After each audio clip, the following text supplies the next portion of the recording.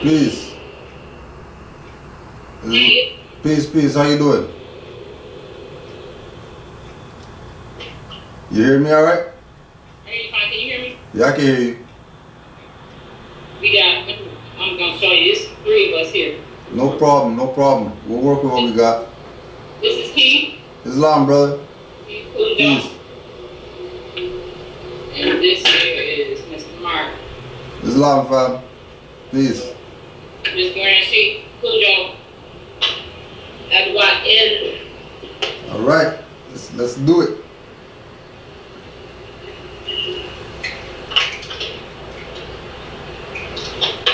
You hear okay?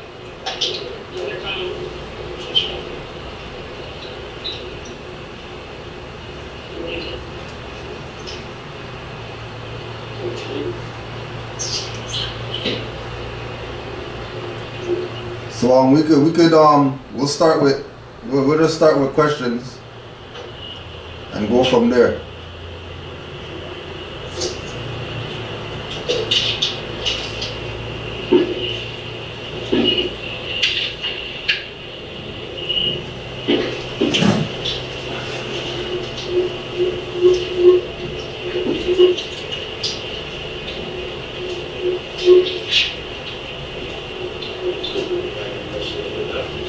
Yeah, we can start off with some questions. Anything at all, whatever. There's no subject matter or nothing like that. Whatever you got. I was online last night listening to, reading over some of the material. The website you sent me, what was it called? Ivy Bay. All right. Ivy Bay, yeah. Just keep talking. And I've been searching for this information for a long time. I tried to contact the temple a couple of years ago, never got any response or reply back. There's a lot of scamsters out there with the UCC1 filings and claiming your sovereignty. But after reading last night, it made a little bit more sense, a lot more sense to me, because we comprehend the fact that when you engage in the UCC process of international contracts, you're basically putting yourself in the same situation that you're trying to get out of in the first place. Right. I guess my biggest question is, it's not necessarily a matter of paperwork, because sovereignty really is a state of mind and consciousness. Right.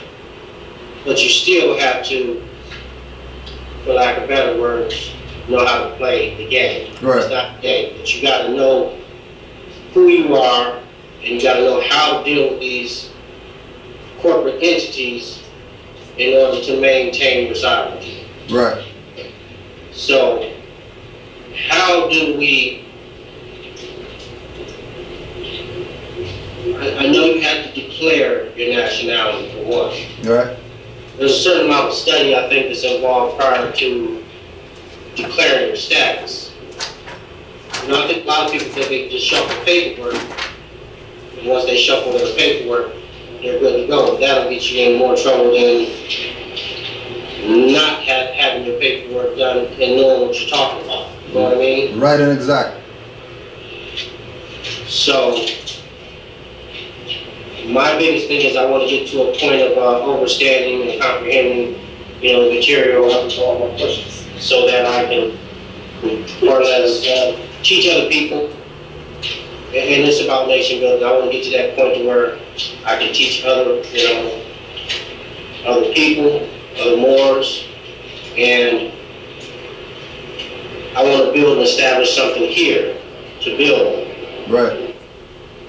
But the thing is, we need to be able to get to a point of independence in a way, being able to stand on our own before we can start teaching anybody else. Right.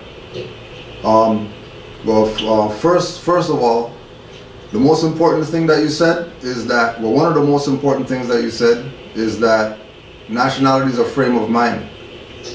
Right? That's probably the most integral part of getting into this information, because many of us are coming from a perspective that was wrong before. Now, we've probably been learning wrong for 30, 40, 50 years, some of us, and then we get on this information, right? So the main point of Noble Drew Ali's teachings is that you're not Negro, black, colored, or Ethiopian. Once you can get past that, that's about 90% of the lesson. Once that resonates with you, and you can actually trust in yourself that you can defend the fact that you're not black, and you're not Negro, and you're not colored, and you're not Ethiopian, African, Nubian, whatever other labels that we adopted, that's majority of the lesson, right? That's why when you go through the literature, the Moorish literature that Noble Drew Ali brought to the Moors, you see that everything is small. The 101 questionnaire is like a little book like this. You know, the Circle 7 is a little book like this. The oral statements is a little book like this, right? The Divine Constitution and Bylaws is 1 page. You know, the Moorish Guide newspaper, you know, it wasn't like the Final Call or whatever that they got. It was, you know, like a 8-page newspaper, right? So once we get it in our mind, then we're ready to roll, right?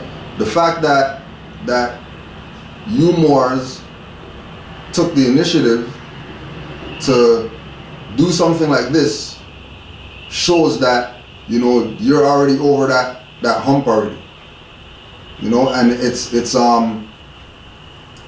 know, it's a compliment, but you know, that's just what it is, because we don't get calls to do these type of things. You know what I mean? Like majority of the classes that we do, we just put them online and people watch them. They get their information, they do their own research, they go about their business.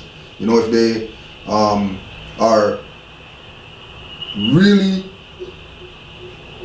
vibrating on the Prophet and what he brought, then they'll call. That's how I measure it by, right?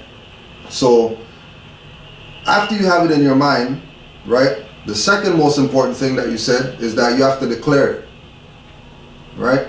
And the declaration, well, let's read declare. So what you're going to do is you're going to get yourself some dictionaries, right? This is just a unabridged dictionary, right? You're going to get yourself law dictionaries, preferably edition 1 to 5, right? You can go on eBay and get all this stuff, right? Declare. To make clear. To make known formally or explicitly. To make evident. Show. To state emphatically. Affirm. To make a full statement. To announce. And this part's key. To announce in a card game. To make a declaration, to avow one's support. Declare, announce, publish, proclaim, promulgate, mean, to make known publicly. Declare implies implicitness and usually a formality in making known. Announce implies the declaration for the first time of something that is of interest or has created speculation.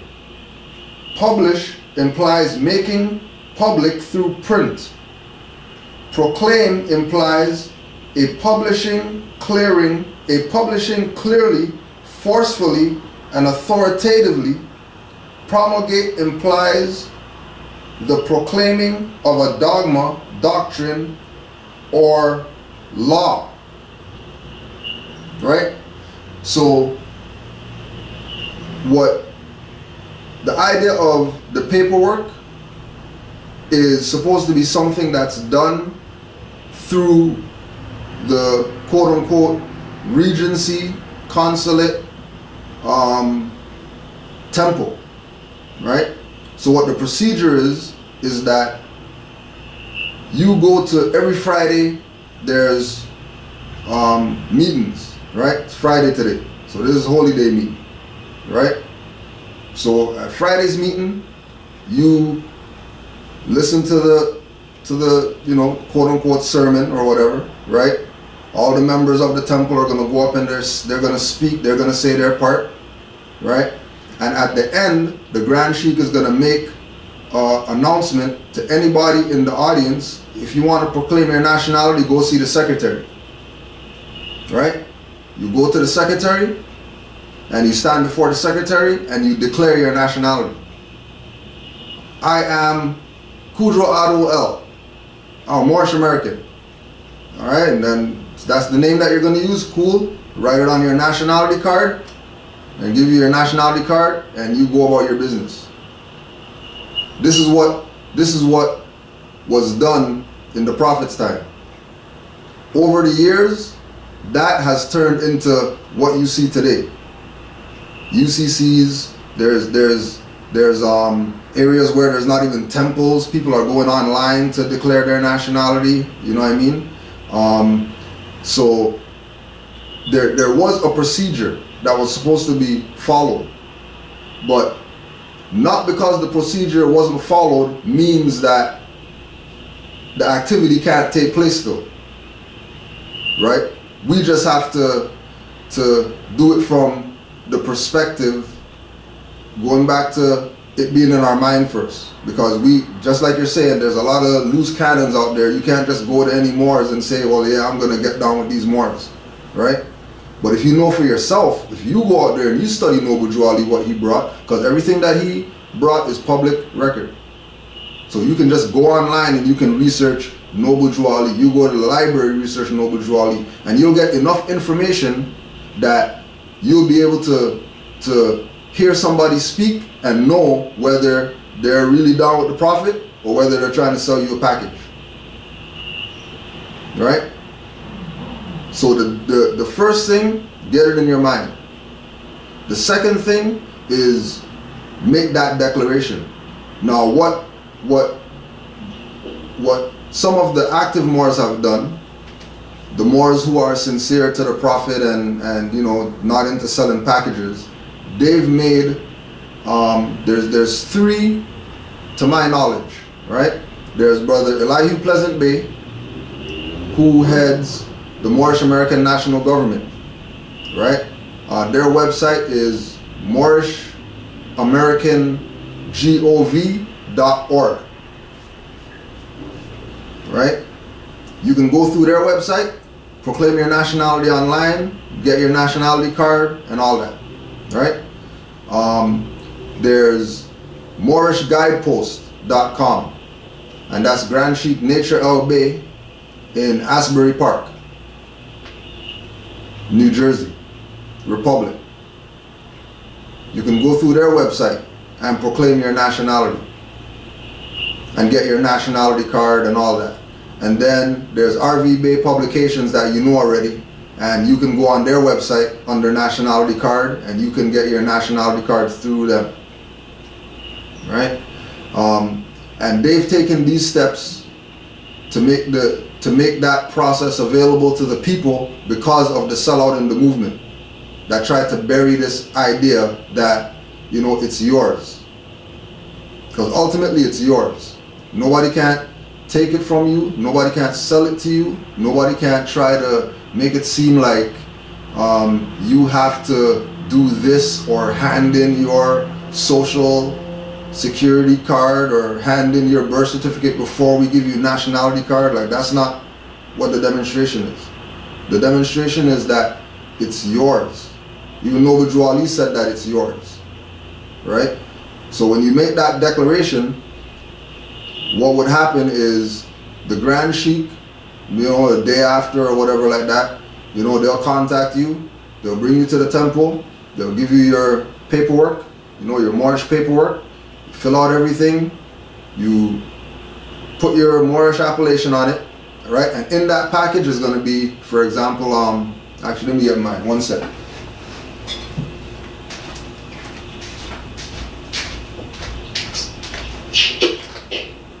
slight question. I don't remember what's all that's, but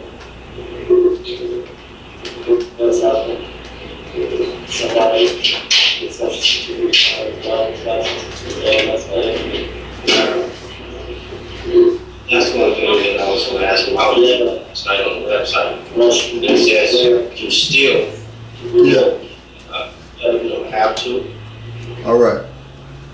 So okay, so you're gonna get the package, and the package is gonna have an affidavit for name correction, right? Where you're gonna make that transition from, Jeffrey Johnson to your free national name, right? It is a transition, so you can tag L or Bay onto the Johnson name, but that's not really, that's kind of a conflict of interest, because now you have two different nations on the one being, like say an African American or whatever, right? You have a Johnson name, but then you have L attached to Johnson and trying to justify that you're free, right? When you can't really be free using their name. So ultimately you're gonna have to go now. So this is the declaration part, right? So you're gonna more than likely, when people hear this for the first time and they go to the temple and do the declaration, they're gonna say Jeffrey Johnson Bay on their nationality card, right? Because they don't have the knowledge of, right? So, and as you go to classes, you learn more, and then eventually it's gonna get to you that, hold on a second, I can't use this Johnson name, I'm gonna need a free name. I'm gonna need a name that's not European with L or Bay on it, right? So when you make that transition, then you're gonna be ready to do this name correction. And it's just an affidavit, that says, I, whatever the name was that you had before, duly affirm and do depose and say that on the whatever day you proclaim your nationality, I formally adopted a correction of name in recognition of my common law right to reclaim my free and absolute national name without application of the courts. I, whatever that slave name is, do hereby state that I am domiciled in wherever you're whatever, right? I now bear the name of Kudjo Ado El. I am now going to be called by this name, henceforth this is the name I'm going to be known by, blah blah. Fill out the form, you put your John Hancock on it, right? And now you have that part taken care of, right? And then you're going to get something else called Declaration of Nationality. Then you're going to get something called Right to Travel. Then you're going to get something called, all these different, and the protocol of it is up to the jurisdiction that you're making that declaration to, right? Now there's people that don't think that the temple perspective is governmental, right? There's people that think that they can form their own thing and make people join that and still be in allegiance with what Noble Drew Ali brought. But Noble Drew Ali brought Moorish Science Temple of America. Noble Drew Ali brought Moorish Temple of Science. And those were the jurisdictions that administered this activity of people coming, proclaiming their nationality and getting themselves out of that dead status. And that's the only jurisdiction that does that, right? There were later jurisdictions that came on, like the Great Seal, right? Clock of Destiny with CM Bay, right? Like we mentioned, Moorish American National Government with Pleasant Bay, right? There were later ones that came on, and some of them you can connect yourself to once you do your studying to know, what angle or what perspective they're coming from, right? Because we put it like, there's many ways to skin a cat.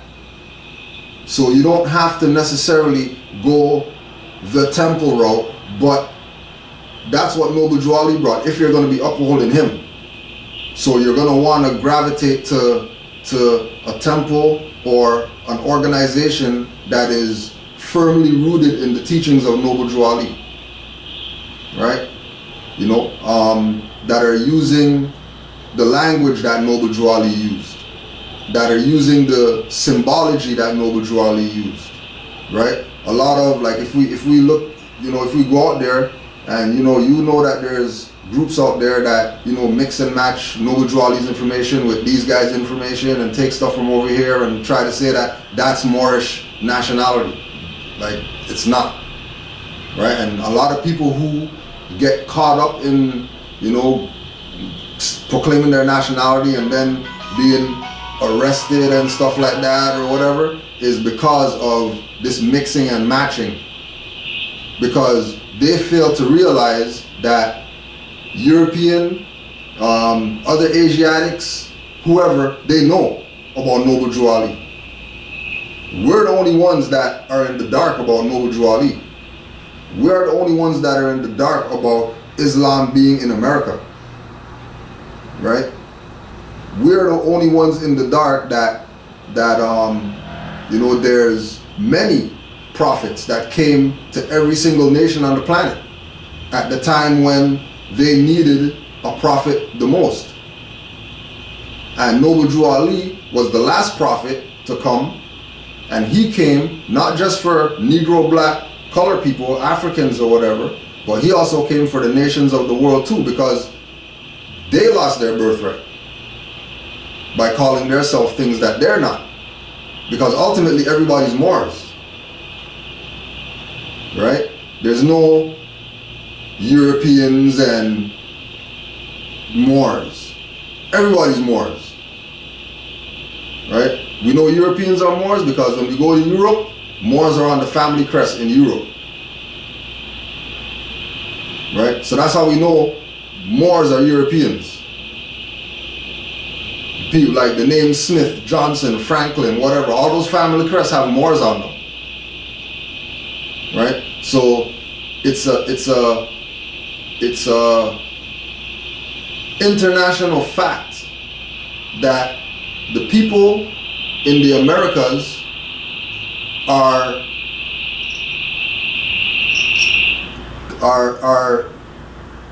living a fraud. And they've been living a fraud for a very long time. And it's also a fact to a majority of the world that the people who call themselves European, that are in power, that their time's done. And everybody's waiting for the Moors to step back up, and the Moors are trying to, you know, make Barack Obama their savior, and make LeBron James their savior, and make, you know, the whoever their savior. When Noble Drew Ali came since 1913 and told these people that you're not Negro, black, colored, we had all these agents come and tell us that, nah, you know, you're not Moors, you're black, you're Negro, you know, just, don't worry, just capitalize the N, capitalize the B's to make that legitimate, you know, calling people colored people, founding organizations called colored organizations. And when, you know, you do the research, you find out that majority of these people who are pushing this ideal of calling us the things that Noble Drew Ali said not to call ourselves, they're 32 and 33 degree Masons that have this information already and know that we're not black people because they're Masons. And the lesson in Masonry is based on Hiram Abiff, who was a North African. And everybody knows Moors come from North Africa. So it's not a secret. Right? So the objective of our people, the point that our people have to accept is that they're not Negro, black, colored. Once you realize you're not Negro, black, colored, the next logical question is, okay, what am I?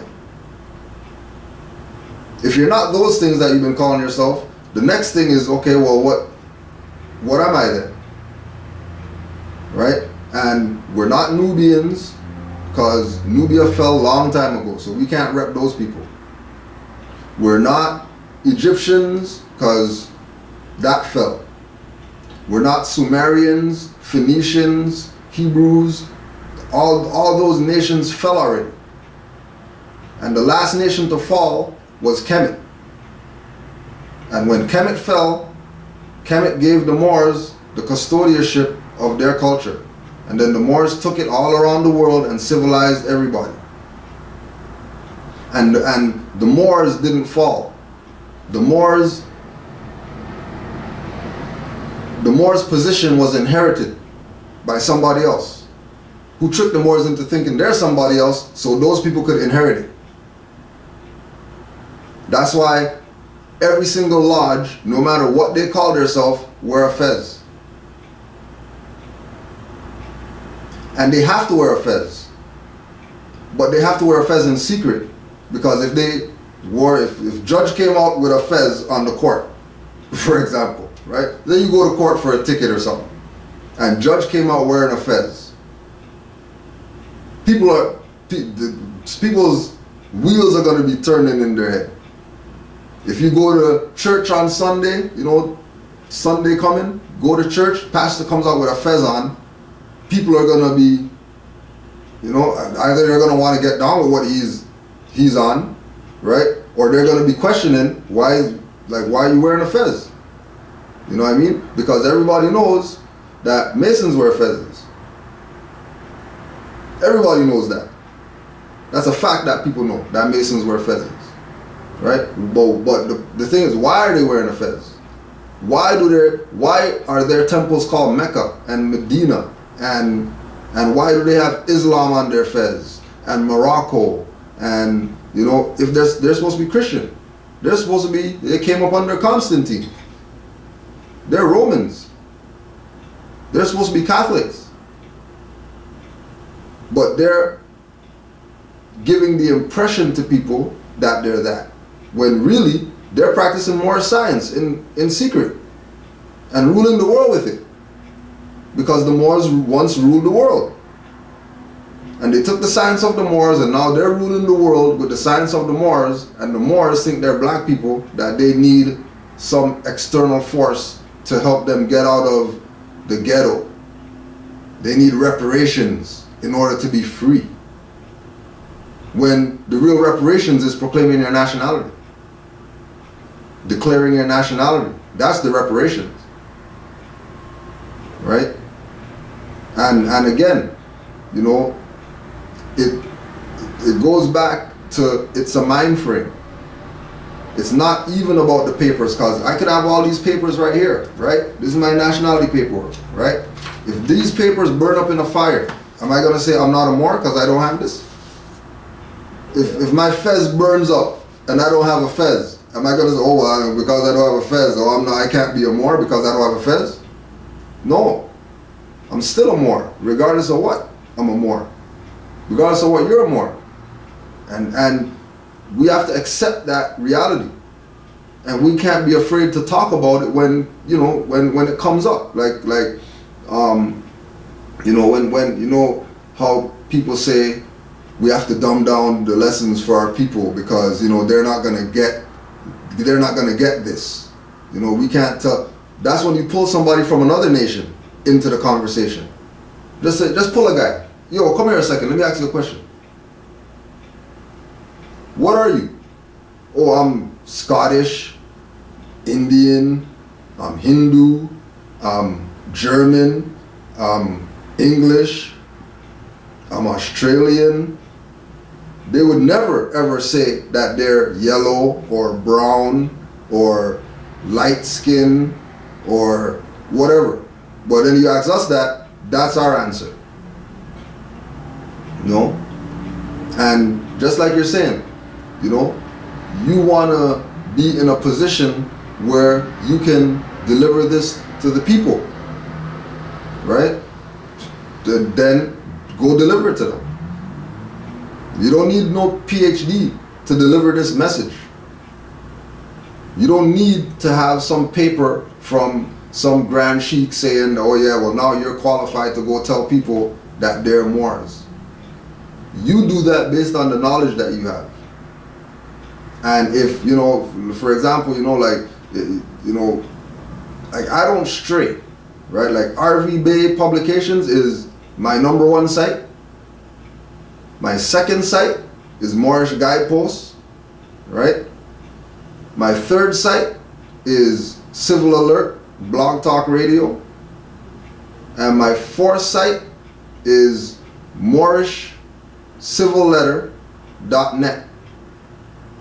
So Blog Talk, Civil Alert Radio, and Moorish Civil Letter. And it's one L, CIVILETTER.net. And then Seven Seals Publications or MoorishamericanGov.org. And that's my study websites when I go online. And I don't stray off of those. Because as soon as you stray off of those, you're going to go into somebody telling you about some UCC, somebody telling you about some package or whatever, somebody telling you about some, you know, new way to you know, cash in on the bond and, you know, and trust, and, you know, and you can just, you know, circle this you know, 96 on the bottom of a bill. You just circle that and then you put a line through the thing, and then that way you can discharge debts and all. We don't even need to go there. We don't need to go there. We can't be talking about discharging debts and bonds and whatever, and then I ask you what's Noble Drew Ali's birthday and you don't know that you have a fez on. So you don't know Noble Drew Ali's birthday, but you know how to discharge debts. You don't know Noble Drew Ali's birthday, but you know how to go to court and get stuff dismissed. Like, stuff's backwards. That's why it seems the appearance is that things aren't working for the Moors. Right? But things are working for the Moors, because everybody saw all the proclamations from all the mayors 2 years ago. Right? All the mayors put out proclamations on Noble Drew Ali's birthday saying that, yeah, everybody needs to support the Moors because, you know, they're the true inheritors of the land and they're the indigenous people. They're taking everything right out of Noble Drew Ali's literature, signing with a blue ink signature saying that everybody needs to honor what the Moors have done to assist civilization. These are mayors in all the states, about 12 or 13 states. All these mayors sending out these proclamations, verifying everything that the Moors talk about, but nobody's not talking about it. They're not talking about that during Black History Month. Right? They're not talking about all these mayors that came out during Black History Month. They're not talking about all these mayors that came out and said that, yes, there is somebody called Noble Drew Ali. Yes, he taught Negro black colored people that they're not Negro black colored people, that they're Moors, descendants of Moroccans born in America. James Traficant Jr.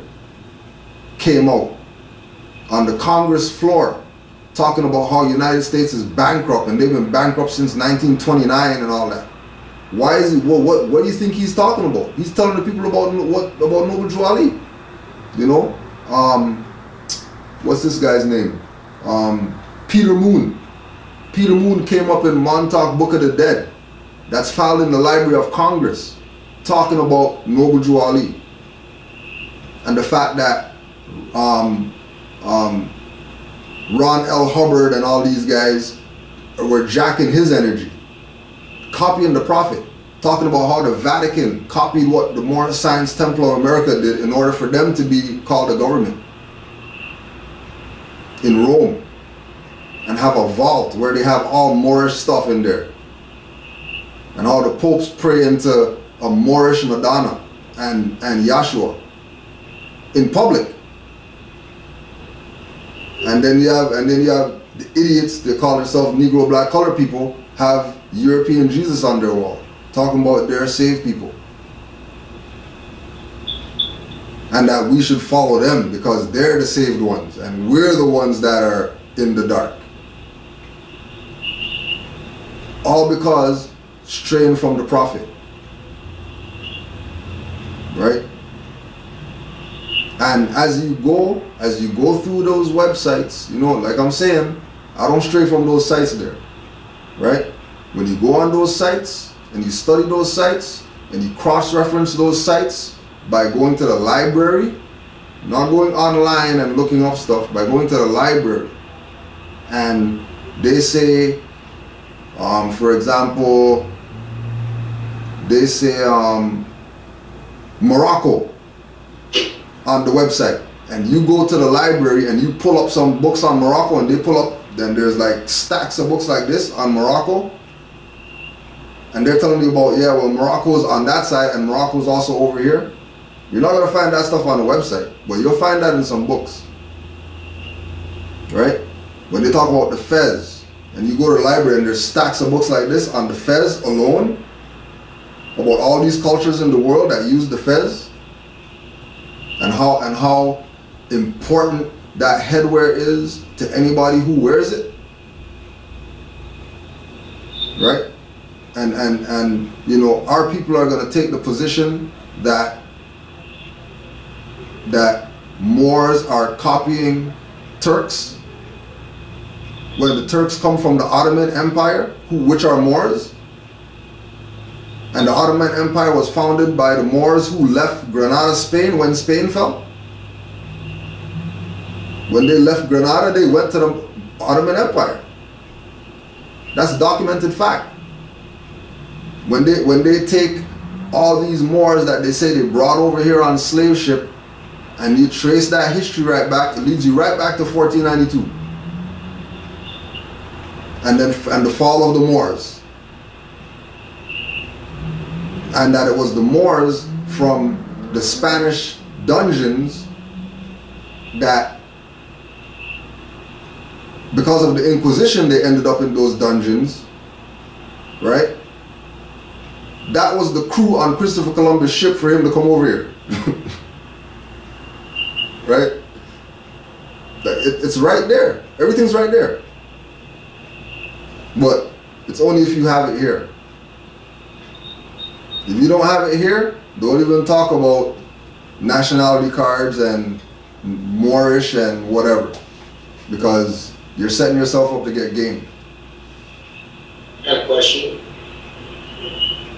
I was reading on the site last night, and once you make your declaration, and you know, it was basically just saying to eliminate the UCC jargon and all that stuff, because all you're doing is playing the same game with the contract. But it did say that you still have to do business. You still have to make a living. Right. But it was saying not to use your old name. Do business in your new name. Right. You don't have to get rid of your social security cards. You don't have to get rid of your birth certificate and all of that. But the question is, how do you still operate in the matrix? You still have to operate to some degree. Okay, so you're gonna write this down. How I operate in the matrix, right? Yeah. How I operate in the matrix is by recognizing that my land is under occupation. So because my land is under occupation, and you can even do research on that, you know, when foreigners occupy land, you know, what is the protocol of land being occupied? Like, what happens to the people when a foreigner comes and occupies their land? Right? It can't be a closed door, you know, barricade you from being yourself. You still have a right to be yourself, even if you're under occupation.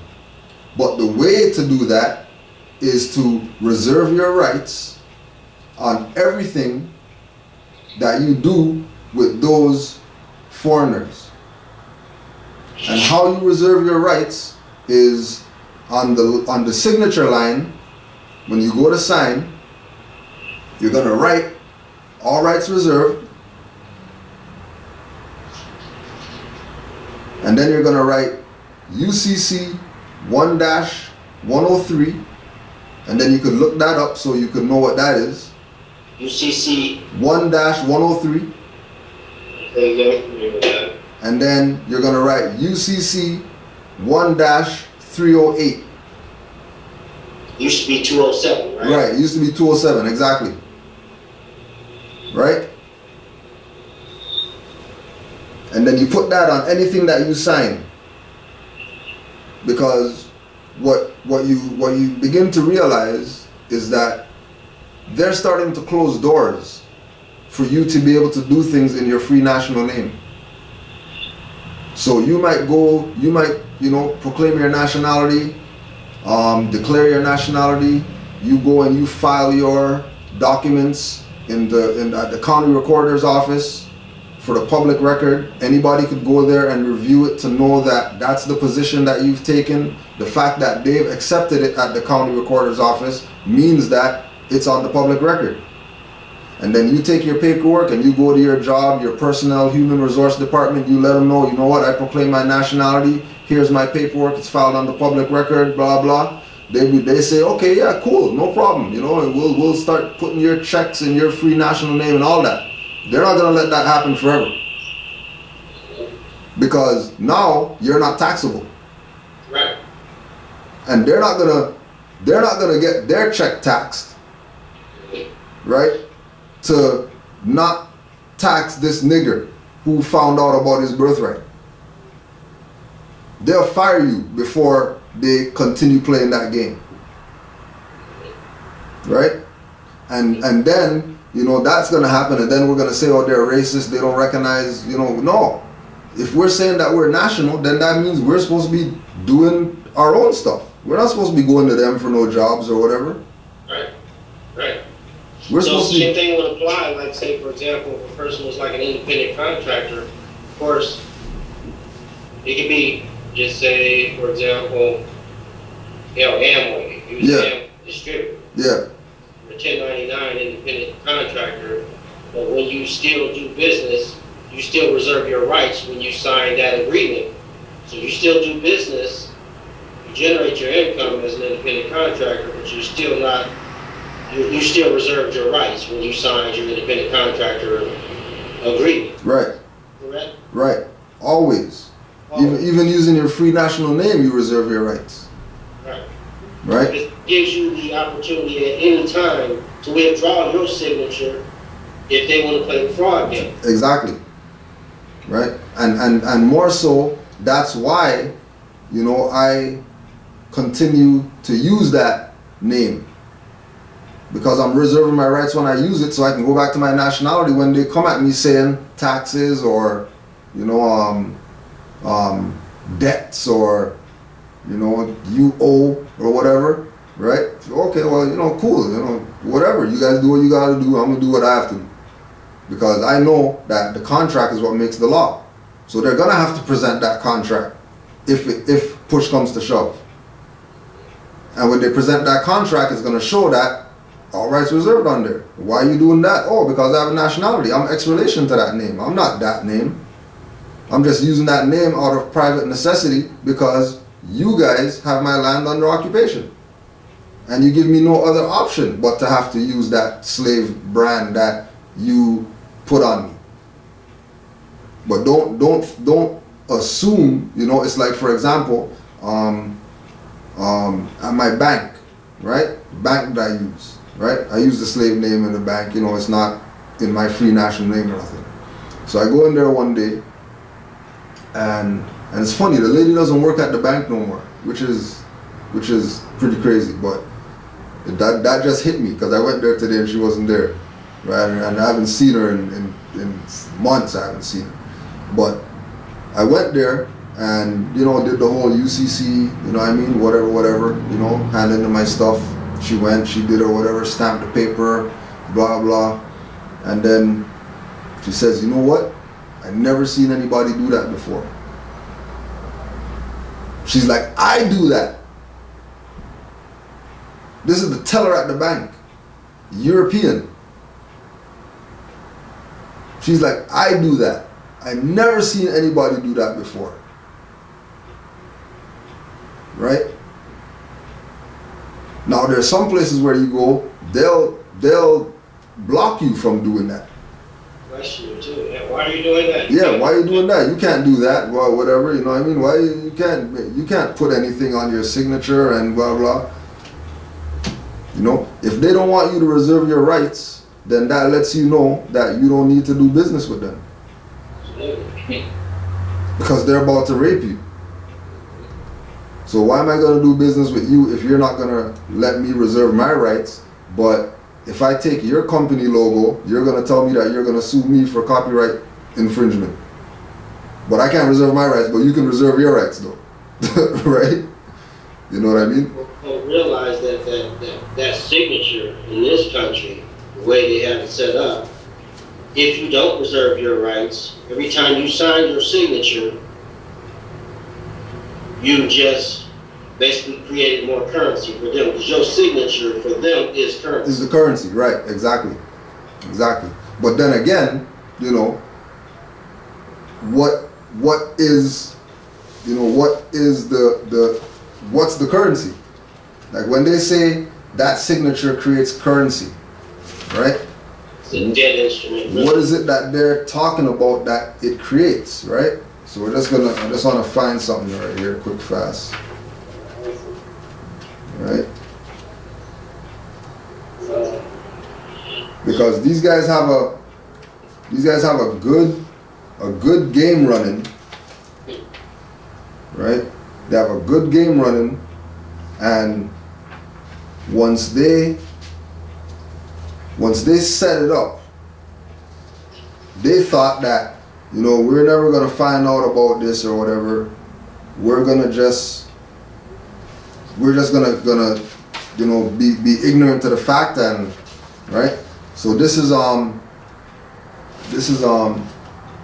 King Alfred plan, right? You can get this from RV Bay Publications, right? Summary: economics is only a social extension of a natural energy system. It also has its three passive components. Because of the distribution of wealth and the lack of communication and consequent lack of data, this field has been the last energy field for which knowledge of these three passive components has been developed. Since energy is the key to all activity on the face of the earth, it follows that in order to attain a monopoly of energy, raw materials, goods and services, and to establish a world system of slave labor, it is necessary to have a first strike capability in the field of economics. In order to maintain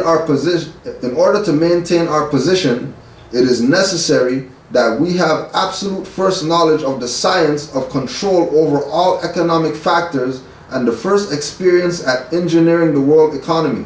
In order to achieve such sovereignty, we must at least achieve this one end, that the public will not make either the logical or mathematical connection between economics and the other energy science, or learn to apply such knowledge. This is becoming increasingly difficult to control because more and more businesses are making demands upon their computer programmers to create and apply mathematical models for the management of these businesses. It is only a matter of time before the now breed of private programmer economists will catch on to the far-reaching implications of the work begun at Harvard in 1948. The speed with which they can communicate their warning to the public will largely depend on how effective we have been at controlling the media, subverting education, and keeping the public distracted with matters of no real importance. Right? So the key to all activity on the face of the earth is energy. But the energy that they're talking about is the people's use of themselves. Whether we're using ourselves for ourselves, or are we using ourselves for other people. And this is where the idea of the currency comes in, with the name, and you putting that name down on the paper without reserving your rights, they get the energy. Right? Or they create the currency. Because by you putting your name on the paper without reserving your rights, you're basically leaving yourself open to be used by those people. Not necessarily the name, but them using the body. So if they can get you to leave your house 6 o'clock in the morning, go to a job, and think that that's not part of them taking the energy, they got you. Because that's really what it was about. You using that energy to get to that place where you call job, work, or whatever, right? And get a receipt that they call a paycheck at the end to show you how much energy you used.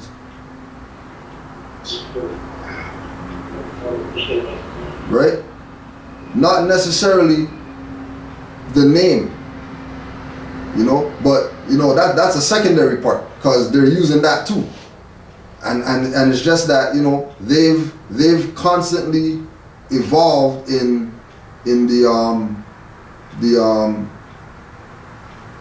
human slavery business. That's why you don't see personnel offices anymore. All you see is human resources offices now. Because the humans have become a resource. Right? There's not personnel department when you go for a job. You're dealing with the human resources department now. Right? Just wanted to throw that in there.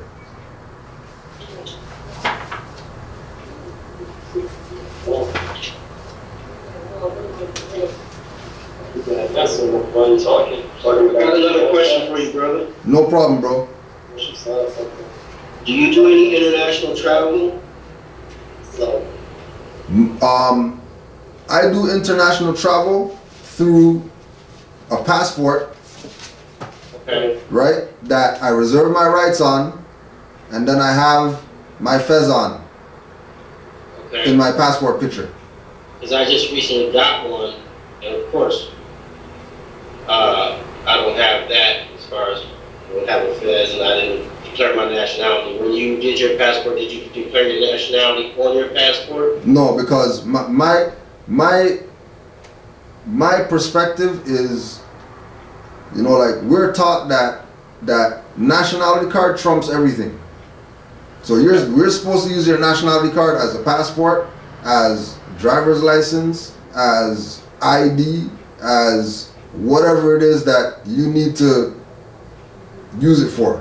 Your nationality card is supposed to be that. Okay. Because of Dirty Moors stopping the activity, right? We've lost the perspective and the power of the nationality card.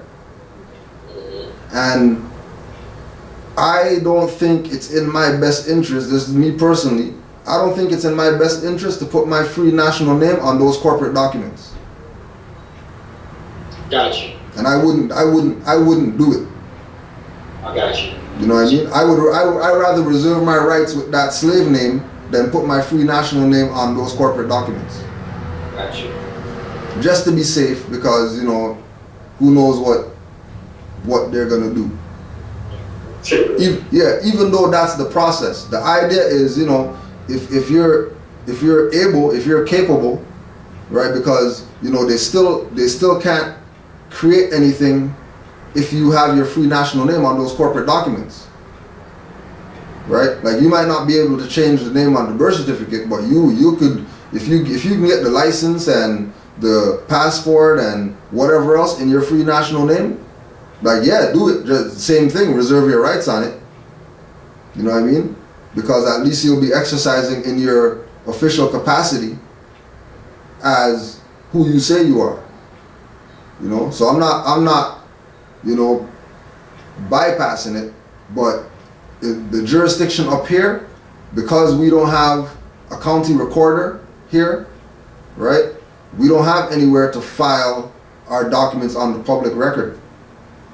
Majority of our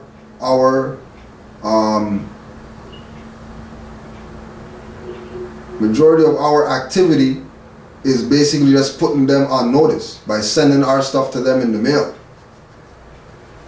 You know, and using and creating the position of the postmaster on the document by sending it registered mail and putting the stamp in the corner signing through the stamp with the free national name, and then putting them on notice that this is our position, right? And whenever we get challenged on that position, we show the document that we sent, or we show nationality cards or whatever. But there's no county recorder here for us to go file and get a filing number and all that.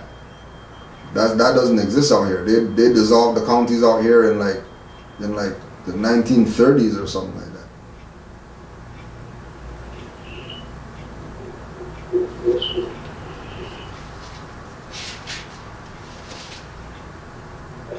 So, it said that there's going to be a point in time when you're not going to be able to claim the nationality. At that point, what will happen to people who try to proclaim it? Repeat that again, sorry? You said it's going to be a point in time when you're not going to be able to proclaim the nationality. At that point, what will happen if someone tries to proclaim the nationality? Well, it's not that people won't be able to. It's just going to be harder. Okay. You know what I mean? It's not going to be. You're not going to be able to. You would have had to. You're not going to be able to jump on the Moors bandwagon like how people do today. Like, oh yeah, I got a ticket. Let me call a Moor and see if they can help me or whatever. Like, it's not going to go down like that, because they would already have. I mean, even right now, they're building up their database, right, on who's legit and who's not legit, right? So, for example, out here, one of you've heard of the position of sovereign citizens, European sovereign citizens and whatever like that, right? Out here, one of the Moors' sons got into something a couple days ago, right? So he went down to the station and he was building with the sergeant, and he's telling the sergeant, we're Moors, and your so-called policy enforcers that you guys are saying police officers or whatever, they violated my son's rights, and that's international war crimes and all that stuff, because we're not corporate people or whatever. And sergeant agreed with him. Sergeant's like, yeah, we know about you guys. We know who you guys are. We know about the Moors. We know. Like, you're not. There's nothing wrong with what you're telling me right now. But one thing, you better make sure that if anybody tries to tell you or tries to implicate you into free man on the land, that's what they call the sovereign citizens out here, free man on the land, right? That's how they talk, right? The Europeans, sovereign citizens or whatever like that. Just make sure that you don't get tied to that. This is what the sergeant of the station is telling the brother, right? So they're already there, and you can go through the Finch and Flowers in North Carolina with the European officers that have the special force or whatever to deal with the sovereign citizen movement, and how they were trying to implicate the Moors in that, right? Like, that's a big thing that they're doing now, trying to attach the Moors to some sovereign citizen, free man on the land,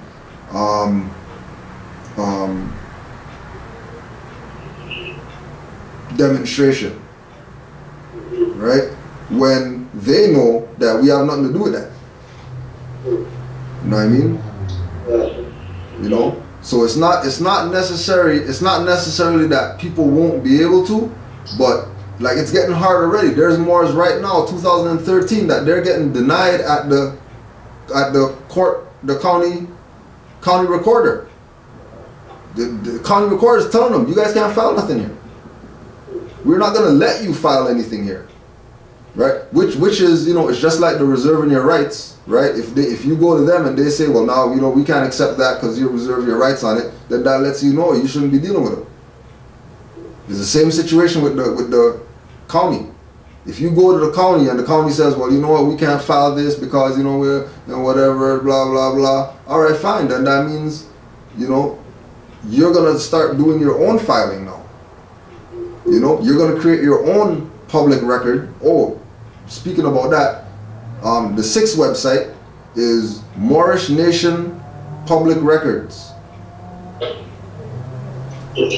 MoorishNationPublicRecords.com. That's the other website we don't stray from. Right? And that website was created because Moors were starting to get denied at the county level.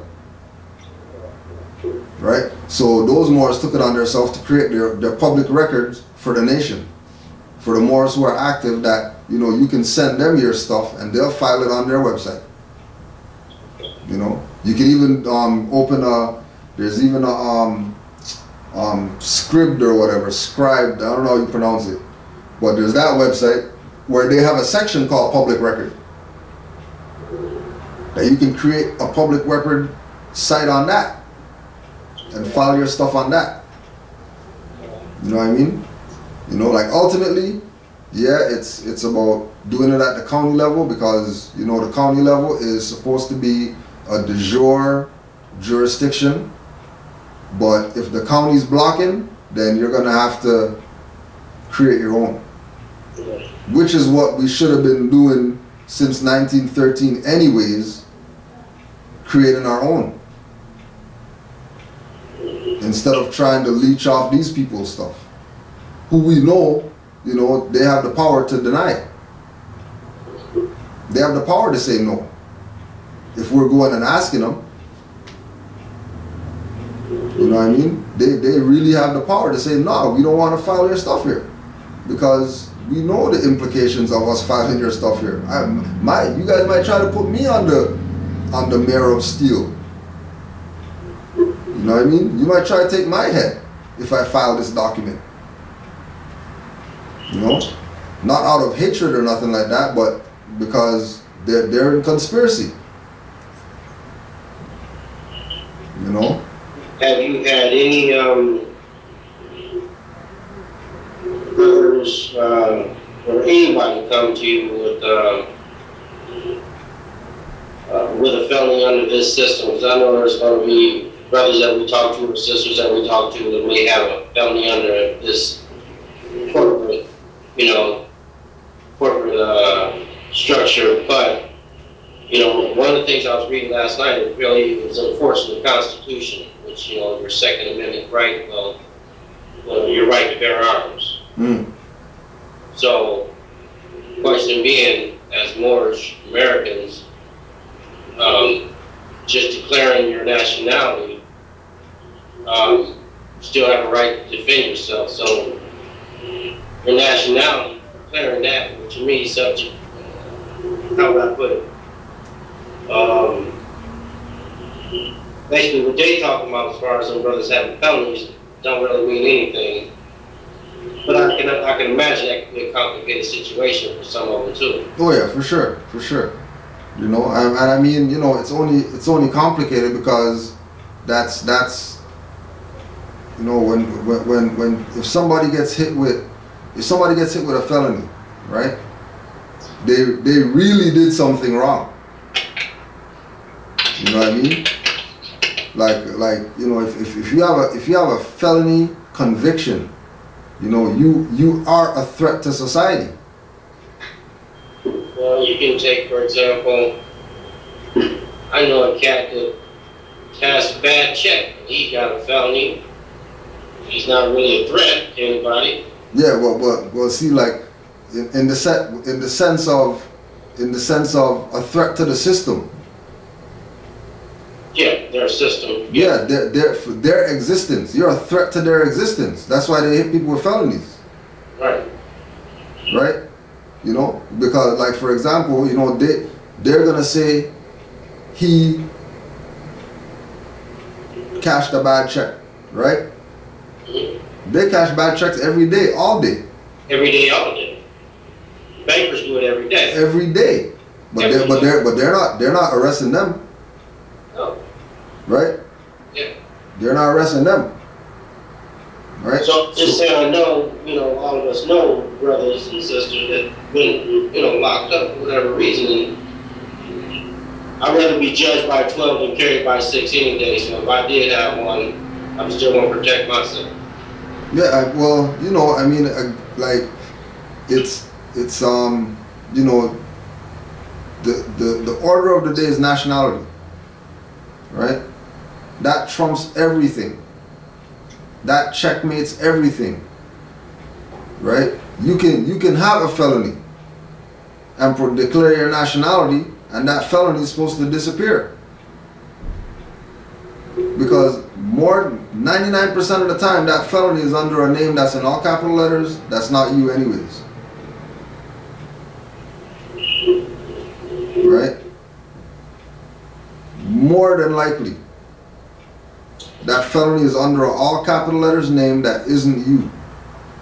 But, when you think about it, let's just say it was upper and lower case. Once you declare your nationality and reserve your rights, doesn't matter how they spell the name, does it? Yeah, and well, no, because if it's lowercase, more than likely, if you're dealing with one of our people, that's a European name they have. So it's still not you. That's my point. I'm just, whether they do it in all caps, which is corporate nexus, or whether they just do it with upper and lower case, if it's Steve Johnson is not, Right. L. Exactly. Right. Exactly. But again, we have to keep in mind that Noble Drew Ali came 100 years ago.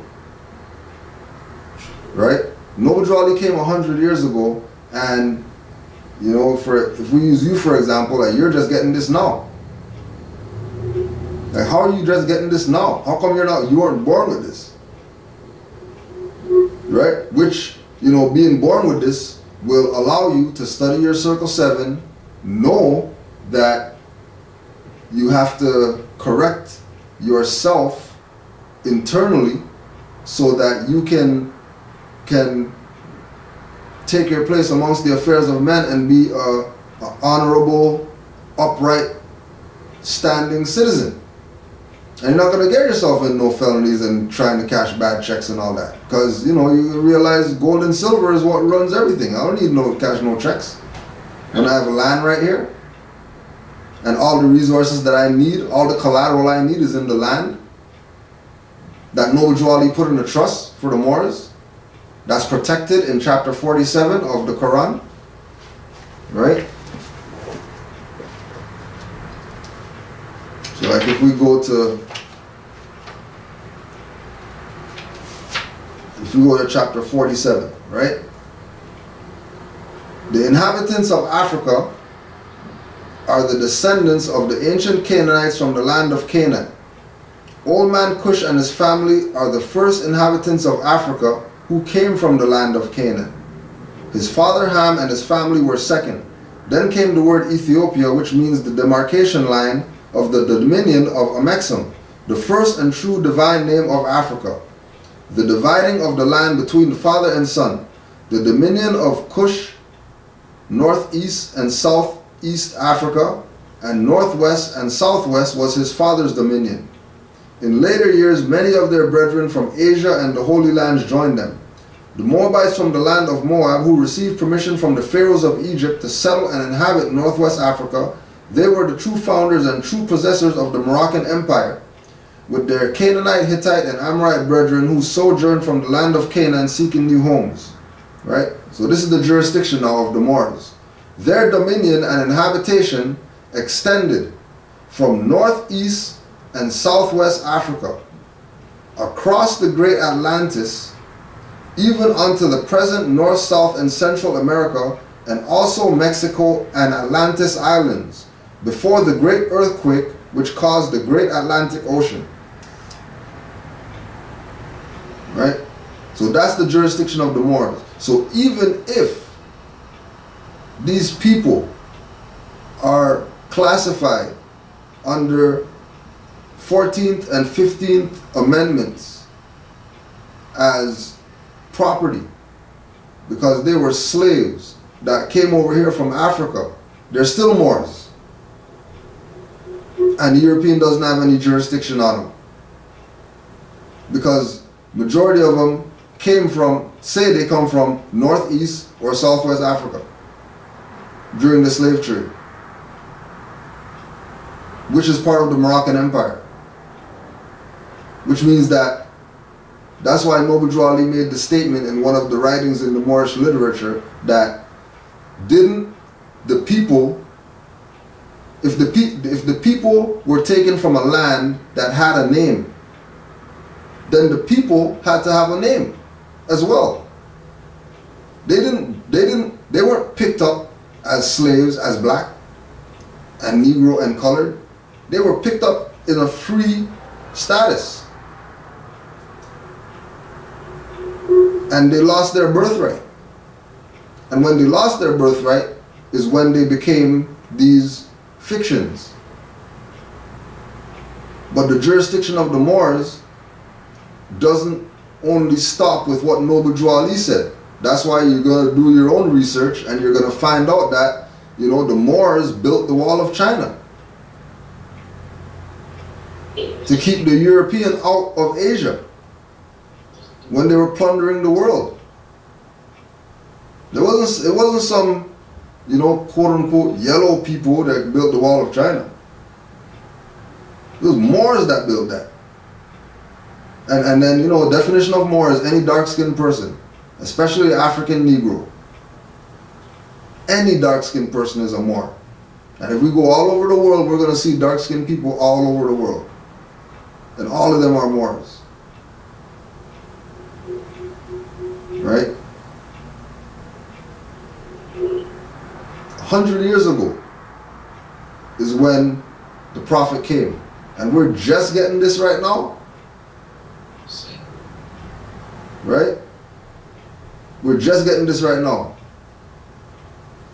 And whose fault is that? No, it's not the Europeans' fault, because the Europeans just doing what they're supposed to do. It's dirty Moors' fault. And that's why I have issues with them. That's why I go at them harder than anybody else. And people will get mad and why are you going at your brother? That's not my brother. Those dirty Moors. All those package selling Moors. All those Moors want to tell people go file papers with unseen faces and all that. They're going to tell people go file papers and pay. But they're saying that they're sovereign? How are you paying and you're sovereign? You're going to go pay to file some papers, but then you're going to come tell them that you're sovereign. That's perjury. You do jail time for that. That's treason. That's misrepresentation. Same thing that we're charging them with. But we'll never charge ourselves. You know, we'll never put the gun to our head first for being negligent. We're gonna go at them first, opposed to go at ourselves first for being wrong, for being in error. You know, it's like one of these Moors out here who's not even around no more. He got in a situation, you know, where he got in a man's car. You know, he got a ride from a guy. Guy got pulled over, the man had all this drugs in the car or whatever. Right? And his position is, well, you know, I'm a Moor and you don't go to court, why don't they just dismiss this and they're violating my rights and what? He's like, no, if you didn't get in the car, you wouldn't have no problems right now. If you just went where you were going, you wouldn't have any problems right now. Right? But that's what happens when you meddle with niggers. After you try to, you know, say that you're free. You're gonna say you're free, but then you're still chilling with the niggers. And you don't expect to get caught up in something? Allah's gonna make sure you get caught up in something. Just for being that ignorant. Just for being that naive. That you think, well, yeah, you know, I'm saved because, you know, I know about my nationality, so, you know, let's go to the bar. You know what I mean? And you go to the bar and some skinheads kick your ass or whatever. And then you're going to be mad at them and want to sue them. When, how about sue yourself for going to the bar? Like, why are you even going to the bar? You could have stayed home and drank all you want. You know what I mean? You know? But, you know, I mean, it's work that we got to do, you know? I mean, it's unfortunate, but, you know, it's part of the divine plan. You know what I mean? And right now there's a quickening right now because people are coming into this movement, you know, faster than even 3 years ago. You know what I mean? I get calls on a regular all over the country just because they were on YouTube, they seen a class or something, and they heard something that gravitated with them. You know what I mean? And they want to know about, you know, what is this nationality thing, or, you know, what's a fez or whatever, you know? Or, you know, a good one is, oh, I saw this picture. You know what I mean? I saw this whatever. You know, somebody sent me a picture today with Porky Pig wearing a fez in Looney Tunes, right? Porky Pig now is wearing a fez now. You know? So it's happening. You know what I mean? It's going on right now. Like you know, and you know, when we think about people like, you know, people like Taj and you know, Pleasant Bay and even you know, Noble Drew Ali or whatever, that they've been talking about this. Yeah. Right? They've been talking about this. This is not anything new. This is something that's 100 years old in the Americas. But, you know, I mean, it's older than that, right? But the concept of us really taking back what's ours, you know, is something that is ancient. And it's time for us to do this, you know. That's why you know, I have high honors to new Moors nowadays, because new Moors are coming in with their eyes wide open, just like Noble Drew Ali said. They're coming in with their eyes wide open, seeing and knowing, and they're ready to enforce some law on these people who've been abusing them for so long. Not out of hatred or malice or whatever, but just because that's the right thing to do. What else am I gonna stand up for? I stood up for everything else for so long that's been a fraud. You know what I mean? I call myself black for so long, never got nothing. Call myself Negro, never got nothing. Call myself African, never got nothing. You know? And now I'm calling myself more, and now people are paying attention. Now people want to have a conversation with me and, you know, tell me about what they know about the Moors. You know? And trust me, use all those other nationalities that are around you that we never used to talk to before because we thought they were racist. They weren't racist. They just don't like black people. Rightfully. But you go tell them that you're a Moor. You go find some European that, you know, held her purse or whatever when you passed her. You go tell her you're a Moor, see what happens. She'll drop so much history on the Moors on you that it'll make you want to go study. So you'll be ashamed that this European is telling me stuff I don't even know about my own culture. You know what I mean? And they'll tell you. They're not holding nothing back either, just because they expect you to know, and they're trying to look good to you. That's why they drop that's why they spill the beans. You know, just try it. You find all these people that's been around you, neighbors that you know live next to for 15 years. This guy's a Mason, has a fez in his closet. Didn't say nothing to you. Didn't say no words to you. You go outside with your fez on, and all of a sudden now, you know, everybody's your friend. And then speaking about the feathers too, you can get that from RV Bay Publications as well. One thing we do is we tell people to check out lauter.com. Lauterer. Lauter.com. Lauterer. And then that's just for people to look at masons and masonry and all that from a totally different perspective. Just go on that site and you'll understand that statement that I just said when you go on that website. You know, something should go off in your mind when you go on that website. Right? I hope I'm doing some justice to your questions and assisting the best that I can. If I haven't answered anything or whatever, let me know so I can clarify. I appreciate it.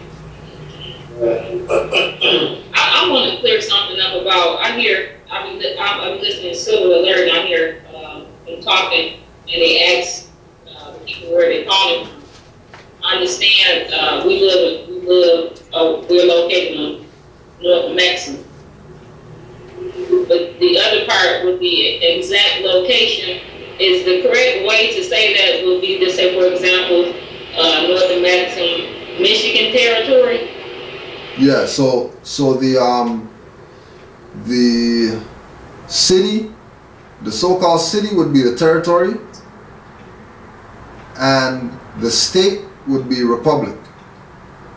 So you say Michigan, Detroit territory, Michigan State Republic, or Michigan Republic, Northwest of Mexico. Right, because and when you do the streets, don't abbreviate avenue and street and circle and whatever. Spell everything out. Zip code in brackets? Yeah, zip code in brackets. And when you're using your free national name, you can also use care of. So Cujo L, care of the so-called address.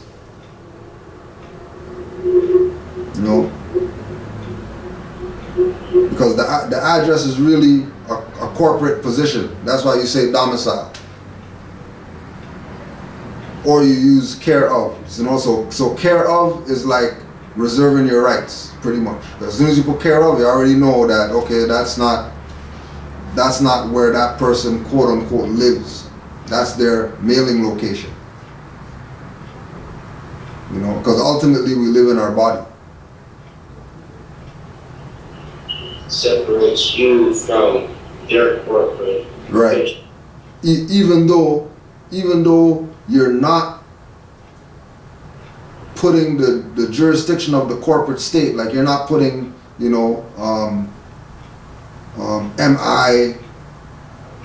or NY or whatever. You're actually spelling out New York State or Republic or whatever. Even though you're doing that, still utilize the care of.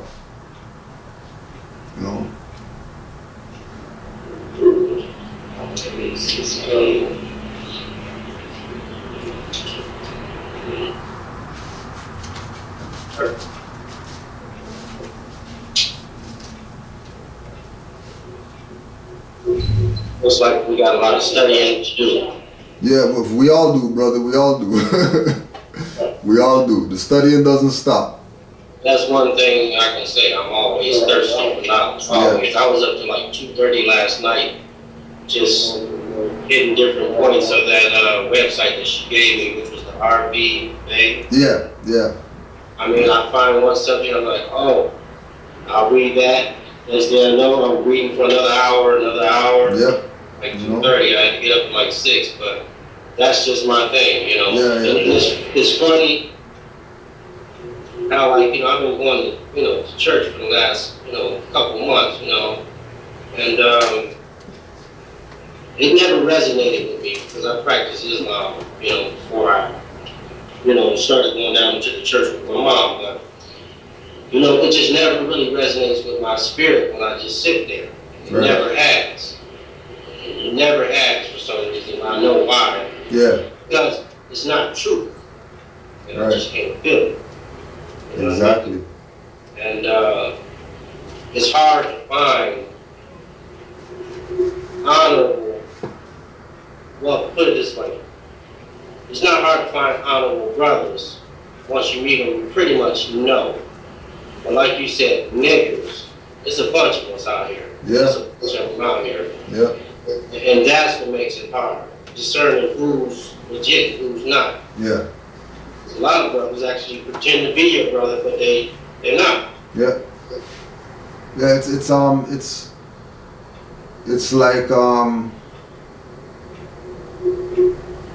like picking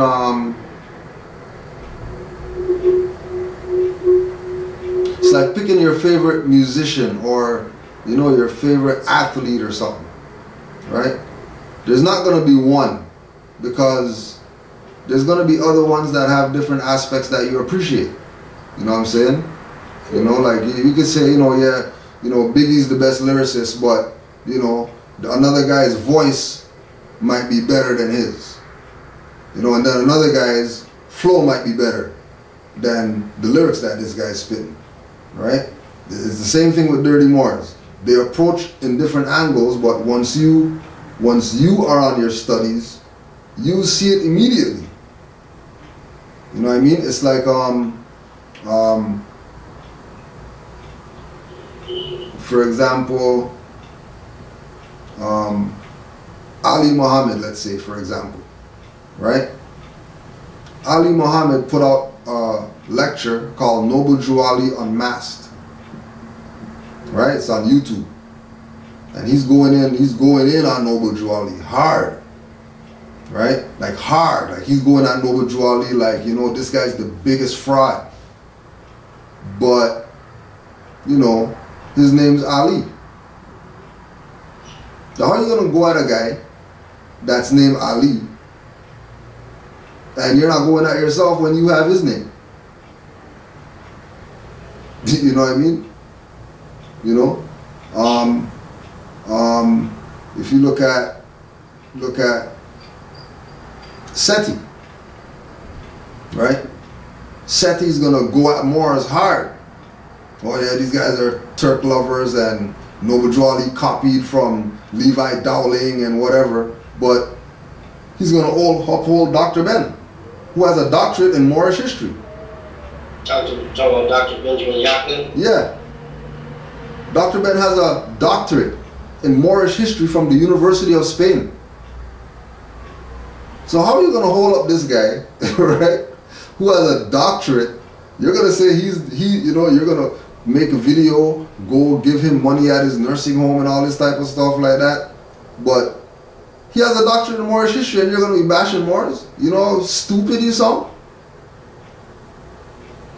That's just like the Black Panthers. Yeah, Black Panthers, RBG and whatever. Yeah, but Khalid came out and said that he's a Moor in front of everybody, and then 9 months later or whatever, year later, he's dead. And all these people say that they honor him, and oh yeah, Khalid Muhammad, we love him so much, celebrate his birthday every year or whatever, and y'all ain't saying that you're Moors yet? When Khalid said that he's a Moor? You guys don't honor him. You guys are backstabbers. You know what I mean? Open backstabbers. You're not even secret with it. They're gonna red, black, green. Yeah, the Moroccan flag is red, black, green too. Like, what's wrong with you guys? You know what I mean? How are you not gonna rep the Moroccan flag? That's red, black, green. And the red, black, green of the Moors, at least that's in the UN. The red, black, green that I see in the UN belongs to Afghanis.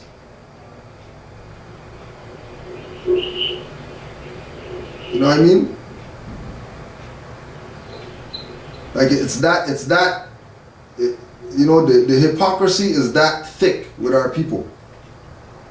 You know what I mean? And you know, and personally, you know, like all of them are sellouts. Personally, to me, well, I don't play the well. You know, they didn't know, because if you studied law, you would know ignorance is no excuse. So you can't use that you didn't know.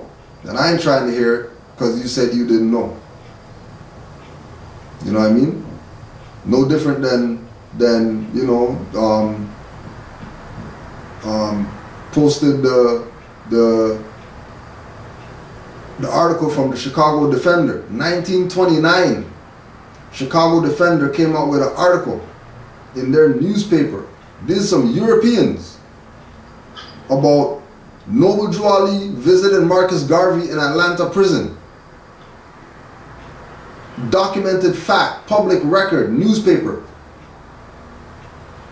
And the Garveyites are going to talk about, they don't know, like, what do you mean? Since 1929, it's been on the public record that these men met. They had conversation. Noble Drew Ali nationalized him when he was in prison. That's why he got released. It wasn't because of Amy Garvey writing letters and all that crap there. Yeah, right. Noble Drew Ali nationalized him. That's why they got him out the country ASAP. Because Marcus Garvey's job as the forerunner was to come out of prison, go back to the UNIA, disband the shit, because you're not improving the Negro. I don't care how hard you try, because Negro's a monkey. Everybody knows Negro's a monkey.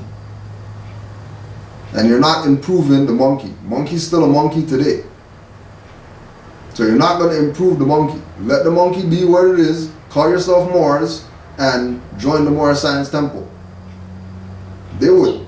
That was the plan. Right? And that was the plan. That was what was going to happen. And they stopped that from happening. And then the dumb idiots that call themselves Garveyites, they didn't read.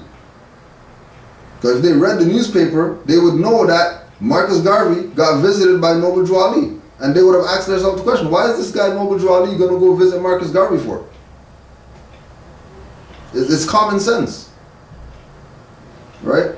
You know, Marcus Garvey was a student of Dus Muhammad Ali, who was known and recognized as a Sudanese Moor.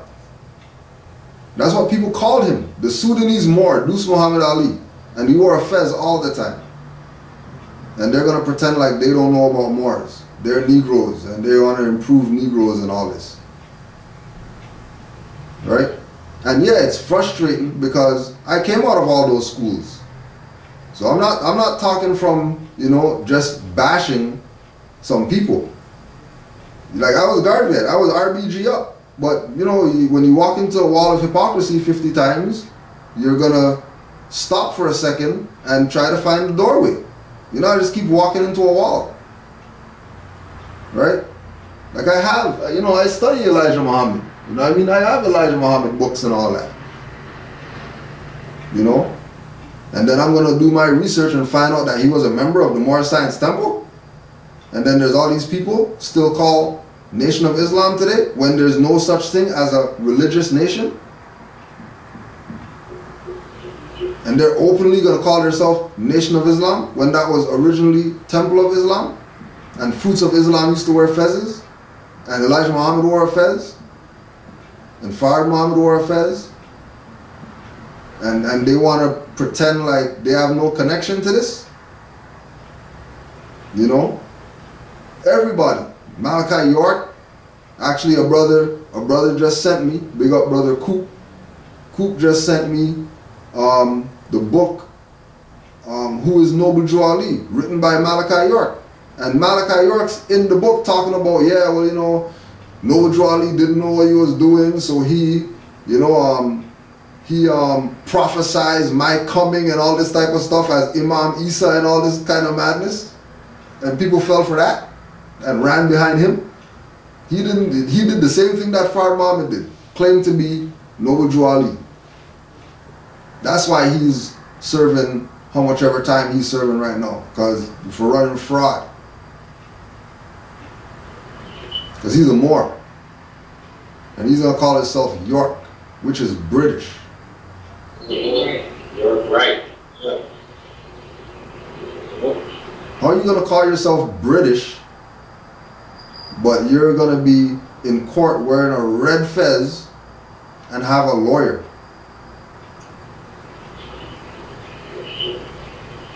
That's misrepresentation, and they hang people for that stuff. Or they lock you up for 125 years or whatever. You know what I mean? You know? How come Jeff Fort's in prison? He proclaimed his nationality. They're saying that Jeff Fort, Chief Malik, he had ties to Gaddafi. Okay, well, Farrakhan had ties to Gaddafi. He's not doing no 70 plus 80 years in super IMAX prison or whatever. He's still out here. How come he's still out here when he had ties with Gaddafi? But Chief Malik's doing 150 something years in the same jail cell with Jeffrey Dahmer and all these crazy people, suicide bombers and all these people. And Farrakhan's still out here on the street. The conspiracy, you know, because Farrakhan does talk the black stuff. He pushes the black stuff harder than anybody else right now. And once you push that black stuff, they'll fund you forever. You know what I mean? They'll fund you forever. And all these guys push black stuff. If you just do your research on all these guys, everybody going down the line, and then you'll pick out the ones who got a little splinter of nationality, and they were trying to go that route, and they either get assassinated or something happens to them or whatever. All of them. Look what happened to El Hajj. Look what happened to Khalid. Look what happened to, look at Ivan Van Sertima. I mean, Ivan Van Sertima was one of the most profound historians on the history of the Moors. And Taj broke it down. What they do to him? If you keep doing all this Moor stuff, we're gonna kick your ass out the country. You better not even write no more books. You know? Right? You know, Runoko Rashidi. Right? Like, intelligent. All these guys are scholars. High-end scholars. But then when it comes to the Moors, they always talk about the Moors from a third-party perspective. But if they're talking black, oh yeah, we the black and we the African and we the Nubian, but the Moors over there. The Moors of whatever. The Moors of, how come Moors aren't we, but Africans are we, blacks are we, Nubians are we, right? Negroes are we. Even Negroes they say are we. But as soon as it comes to the Moors, oh no, we're not gonna call ourselves that because the Moors are Arabs and they put us in slavery first. You know? Madness. But again, if you push the black stuff, they'll fund you forever. You know what I mean? They'll make you you'll put all the books that you want if you want to push that black stuff.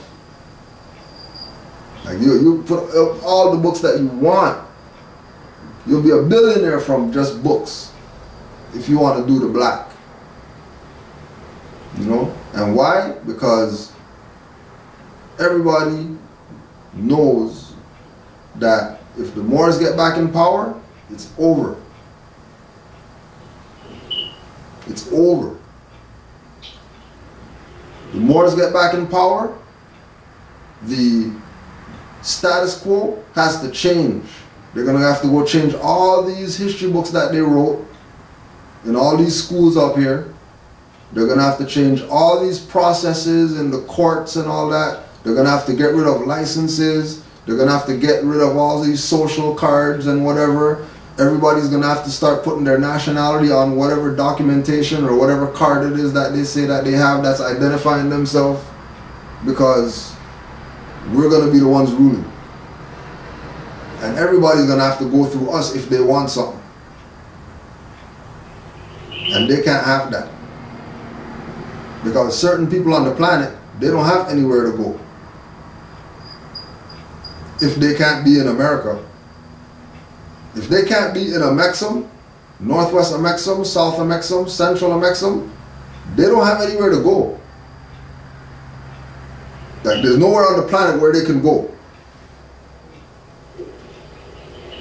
There's a good documentary on YouTube about the with Mugabe and them kicking the Europeans out of the continent. Like, literally kicking them out the continent, paying off the courts so the courts aren't hearing the cases of the Europeans claiming, you know, whatever they're whatever. And it's going on all over the planet right now. The Europeans are even giving up their U.S. citizenship. You know what I mean? They even had comics where Superman gave up his citizenship, his U.S. citizenship. Captain America gave up his U.S. citizenship. But they don't want to fight for democracy and all this type of stuff. They want to bring back the real America. If Superman could denounce his U.S. citizenship, then, you know, we better be proclaiming our nationality. You know? And then go see this new Superman movie too. Because throughout the whole movie, they're calling him Kal-El in the whole movie. The whole movie. Kal-El, and them searching for black boxes and black this and black that, and they need the black pill with the black, like, melanin movie from start to finish. You know what I mean? Everybody knows what's up. It's our time right now, but it's only gonna be our time if we decide to pick up the torch. Ain't nobody handing us any torch anymore. Those days are over.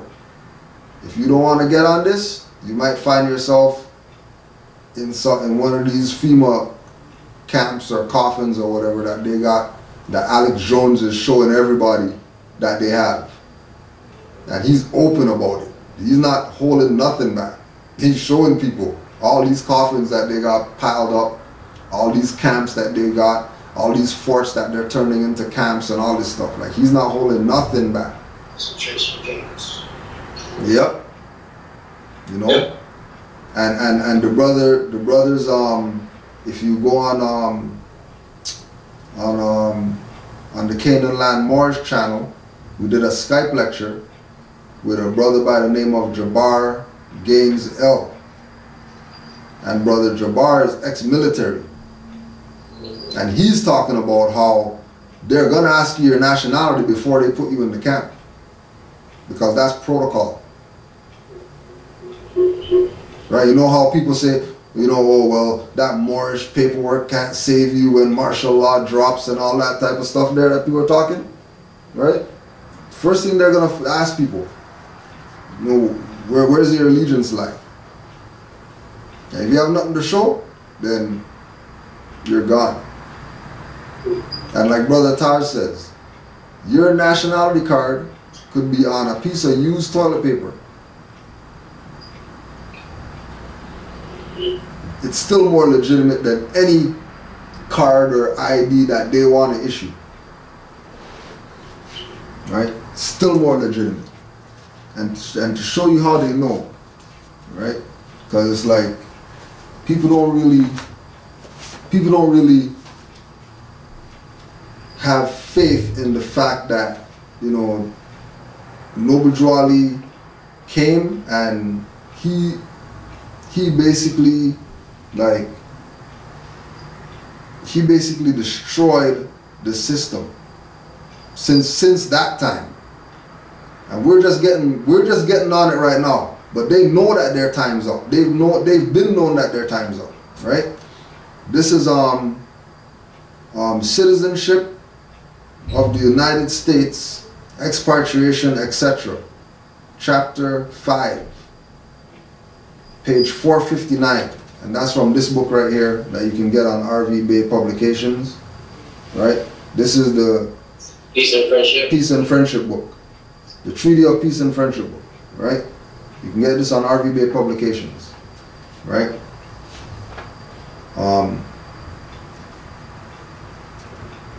There are, strictly speaking, no Moroccan laws relating to citizenship of Moorish subjects in Morocco. The fundamental laws of this non-Christian country are based entirely upon the Islamic code, no part of which treats of the subject of citizenship. There are, however, numerous treaties and conventions between the various Christian countries and the Moorish Empire. So they're letting people know that they know about the Moorish Empire. It's not no secret, right? By means of which citizenship in this country, the U.S.A, is defined. But as I understand from the above acknowledged instructions that it is not the desire of the department to call for a report upon such lines, I will therefore confine these remarks to general conditions existing which may possibly be of some use in connection with the information desired. 1. Citizenship in Morocco may be said to be governed by the laws pertaining to the same in other countries, with the exception that all persons residing in Morocco who cannot prove foreign citizenship or protection are considered ipso jure as Moorish subjects. Let me read that again.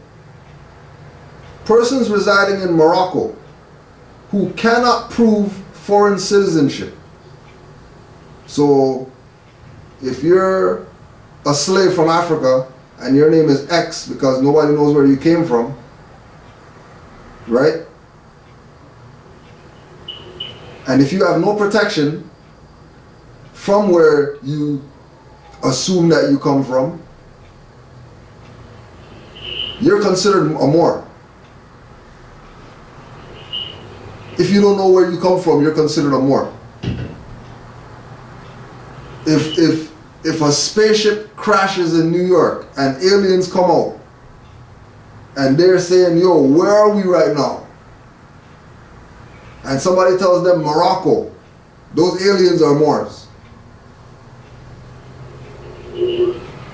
So it's not that, like Brother Taj said, it's not that we have to prove that we're Moors. What we have to do is prove that we're not Moors. Prove that we're not Moors. Forget proving that we're Moors. Prove that we're not Moors. If you could prove that we're not Moors, I'll get down with whatever it is that those people proving that we're not Moors are down with. Right? That was the first part. 2 and 3. Moorish subjects lost their nationality only by becoming naturalized in or protected by another country having treaty relations with the Moorish Empire. Who has treaty relations with the Moorish Empire? The U.S.A. Who naturalizes the U.S.A. That's why Noble Drew Ali said that the 14th and 15th Amendment is not necessary for the redemption of the people. Because if you are a 14th or 15th Amendment citizen, that means you've been naturalized. And if you've been naturalized, that means you lost your Moorish nationality. And if you lost your nationality, then only thing to get it back is to declare it or proclaim it. And that's not coming from some paper or some card. That's coming from what's in your mind. Do you know that you're a Moor or not?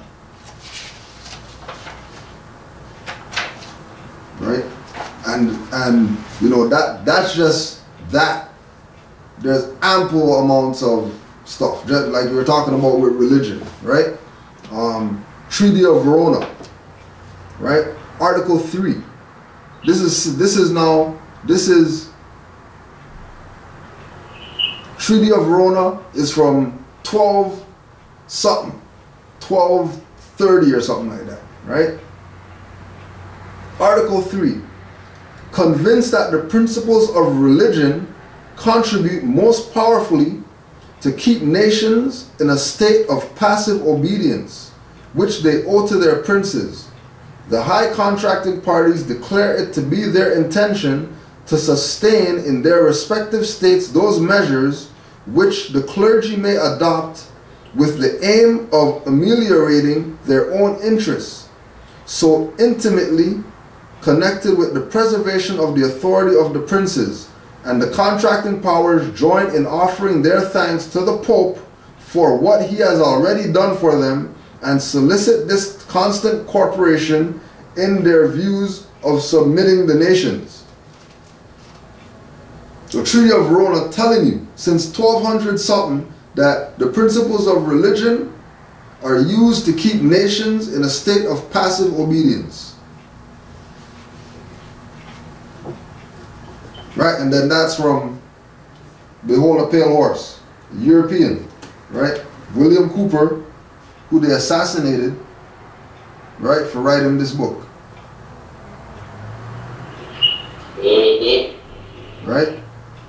And then you probably can't even get this book anymore because it came out of print a long time ago. It's hard to find. Very hard to find.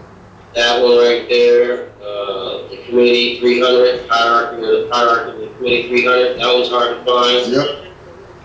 Behold the Pale Horse. Behold the Pale Horse. You might be able to get it still, but you know, you gotta hunt for that one. And if you find it, they're gonna probably want a leg or something. Yeah. Because they're not just giving that up. Those books gotta draw attention too. Yeah, big time attention. Big time. Committee 300, big time. You know what I mean? You know, so it's one of those things where, you know, all we have to do is take some time to digest Noble Drew Ali and what he brought. And just dump everything that we learned from every school of thought and every teacher or whatever, and open up ourselves to Noble Drew Ali and what he brought, and we'll see clearly. It's very, very clear, right, that he knew what he was talking about, because you're gonna hear something or read something from the Prophet, cross-reference it with 5-6 other things, and it'll lead you into things that he didn't have enough time to tell you. But that was the plan. That's why it's called Moorish Temple of Science and Moorish Science Temple, because science means study. And man knew what he was doing from the start. Man knew what he was doing when he founded the old Canaanite temple. And then the Canaanite temple switched to the Moorish temple. Right? Because he was drawing lines, he was putting pieces together for us, letting us know that Canaanites and Moors are family. And there's no, you know, like the class that we just did last week, that there's no curse on Canaan.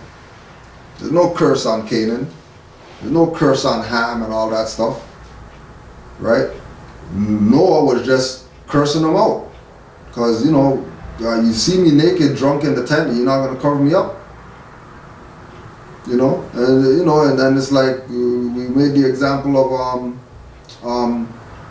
Eddie Murphy Delirious. When he went with the drunk uncle, just cussing everybody out. You know? That's what Noah was doing to Ham and Canaan. Just cussing them out. He wasn't putting no hex on nobody and, you know, your family's cursed for generations and generations or whatever. He was just swearing bad words at them.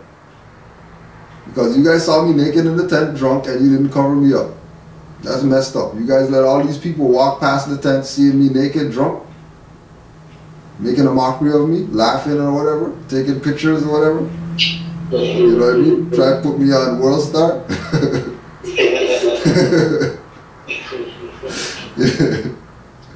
You know what I mean? So it wasn't even that serious, you know? It wasn't that serious.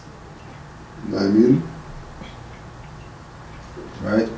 And also too, there's a brother in Colorado, brother, what's his name again? His free national name, I can't remember. But brother Badell, he just uploaded some videos called "Proclaiming My Nationality" on YouTube, right? And he's a new Moor, just like y'all. And you know, he came into the info is resonating with him, and he's taken off with it. You know what I mean? And that's the pattern of Moors nowadays. You know, that's the pattern of new Moors. They're not getting this information and sitting on it like the old heads. They're getting on this and they're taking some risks, you know what I mean? At the risk of going to jail, the risk of maybe even losing their life to stand up for their birthright. You know what I mean? You know? I mean, some of them are taking some risks that, you know, I don't know, you know, you're going a little too hard. But point is that it's showing, it's evident that the people are waking up. You know what I mean? It's evident that the people are sick and tired of, you know, the black Negro color game. You know what I mean? The leader game. You know what I'm saying? Nobody wants to be followers anymore.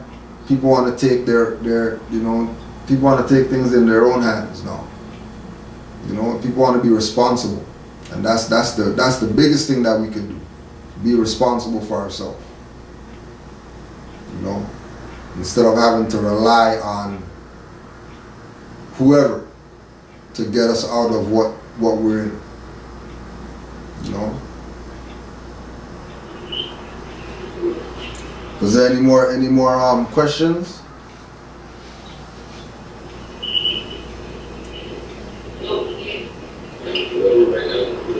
I got some material to study, right? Some more stuff.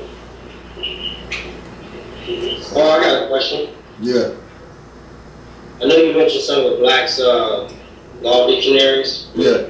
Yeah. You know, first through like 5th editions or whatever. I brought mine tonight. I didn't know who's going to be using it, but one of them. But what about Bouvier? Do you ever use any Bouvier law dictionaries? Oh yeah. Bouvier's, Ballantyne's, whatever. And I got that one. Yeah, whatever you could get.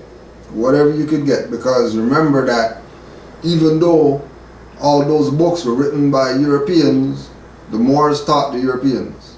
Right. And they don't have anything of their own. Yeah. Nothing. Like they're nothing of their own. They don't own nothing. They don't have jurisdiction on nothing. Everything they have, they got from us. Everything. Right? And just go back to the Elizabethan records. You know what I mean? And you find out about them and they had, you know, cloth on their feet as shoes and shit like that. You know? Like they had nothing. Zero. And every single thing that they have, every single piece of knowledge that they have, they got from the Moors. Not from the Africans, not from the Nubians, not from the, you know, whoever else they claim us to be, from the Moors. If you could also too get a hand on Nature Knows No Color Line, J.A. Rogers. What is it? Nature Knows No Color Line. Nature Knows No Color Line? Yeah. What is that? Yeah, right here. Right? J.A. Rogers. Right? Just so you know what Now, he uses the term in this book, Negro, right? There's a lot of Negro in here. You know what I mean? Negro ancestry, Negro in ancient Europe, Negro ancestry in America, Negro whatever. But when you go in the book, he's talking about Moors and the whole thing. Like he's the one that dropped the coat of arms with all the Moors heads on it. Right? You know? Right? That page. And then there's more. Right? Like he dropped them all. Like all these coat of arms right here have Moors heads on them. Right? All these he dropped. You know? Right, and then again it says Negroes in coat of arms of noble families. Now what Brother Jose Pimenta Bay was saying was that majority of these books, like for example, he published this book himself, right?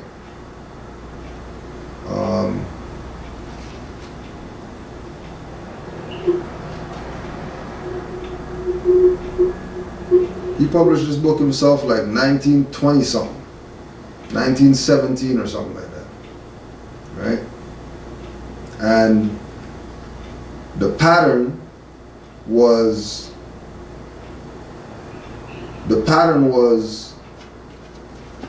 when the books are published outside of the Americas, it's gonna say more, but then when they reprint the book in America, it says Negro. And that was the game that they pulled. You know, that was all part of the reconstruction of history and all that, right? There's that one. Something else I wanted to show. I was just thinking about. Oh yeah. And then there's First World Order. Right, this is Alim El Bey's book. Also, too, that's another individual you can go get some information from. Alim El Bey. I think his website is dralimbey.com. Right, but you can just Google him and he'll come up. Alim El Bey. And his book is The First World Order. Right?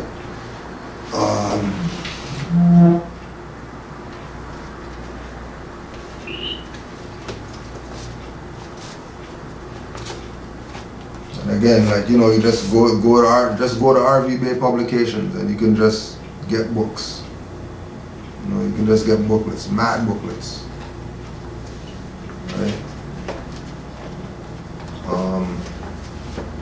Also too, brother Heru in Atlanta, right? You can email him at AmirHeru9, number 9, so AmirHeru 9 at yahoo.com, and he has a few good books out too. Right, that's Grand Governor Heru in Atlanta.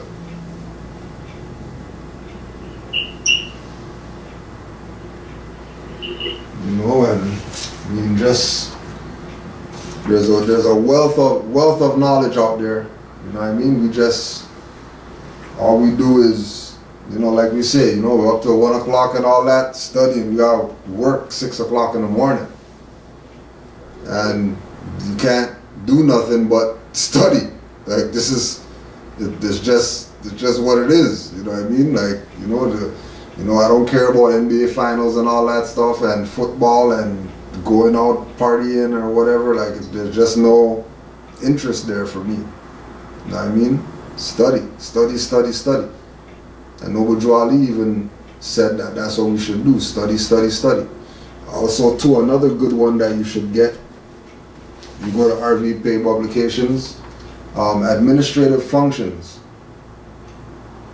So this is a good book to get, so you can start building your team or your body of Moors, right?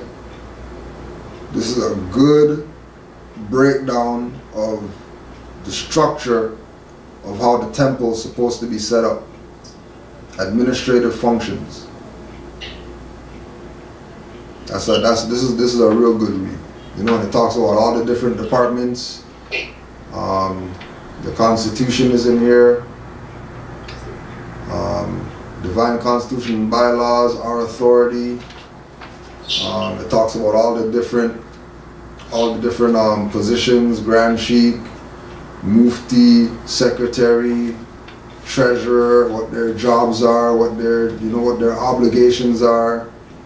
You know, talks about the Zodiac Constitution in here, and then there's some writings from Noble Drew Ali also.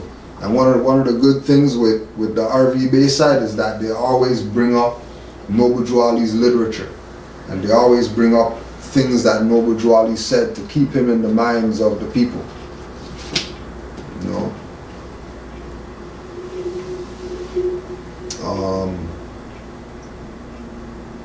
I think that's probably about it right now. I don't know if there's any more questions, but pretty much answered mine. I know about Evie and Keith, right? And Keith, but I got nothing chill. Yeah, you know, and I mean, and you know, this is something that we can do again. You know what I mean? Because you know, it's really about, it's all about building. You know, it's all about putting our minds together so we can create, you know, like we were talking about with the currency. You know, us putting our minds together creates energy. You know what I mean? You know, so if we can get Moors to be on the same wavelength mentally, you know, not, you know, parroting each other or whatever, but just having the same concepts in our mind, you know what I mean? Having the capacity to, you know, reach out to each other regardless. You know what I mean? Just to make sure that, you know, just to make sure we keep our shimitar sharp. You know, that we're making headway already. It's only gonna be you know, a lot better for the children if we just keep doing what we're doing. You know, because it's really for them. You know, we might get some wins or whatever, but it's all about the children growing up and not having to deal with none of this madness that we had to deal with. You know, if they could get up and they can, you know, go to their own school and all that. You know, get up and they can go to their own restaurant. They don't gotta go to McDonald's and whatever like that to go get something to eat. You know, they can create jobs for themselves and all that. That's where it's about getting to. You know, yeah, man. You know, and that'll make the transition a lot easier too. You know, instead of having to fight all the time and fight so hard and, you know what I mean, be, you know, getting discouraged and all that. And also too, remember that once you get on the whole idea of nationality, you're going to be tested a lot more than when you were black. You know what I mean? The tests are going to be coming left, right, and center. So, you know, be prepared for that. You know, be prepared. So, you know, and you know, there's good tests and there's bad tests. You know, but just keep in mind that the Most High, you know, Allah, Yahweh, God, whatever, isn't going to put you through something unless she knows that you're going to get through it. You know what I mean? You know, no situation is going to happen.